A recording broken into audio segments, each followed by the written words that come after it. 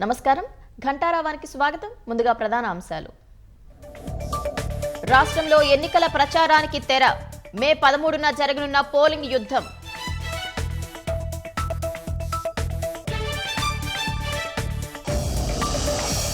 రాష్ట్రంలో 28 చోట్ల model polling కేంద్రాలు. 75% పైగా వెబ్ కాస్టింగ్.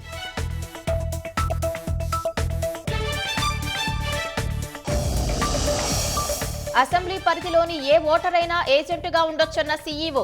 పోలింగ్ బూత్ లోకి మొబైల్ తీసుకెళ్లొద్దని ఓటర్లకు సూచన.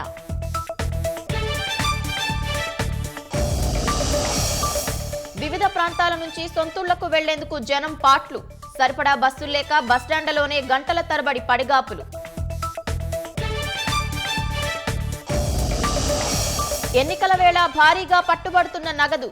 తూర్పుగోదావరి జిల్లా అనంతపల్లిలో 7 కోట్లు స్వాధీనం.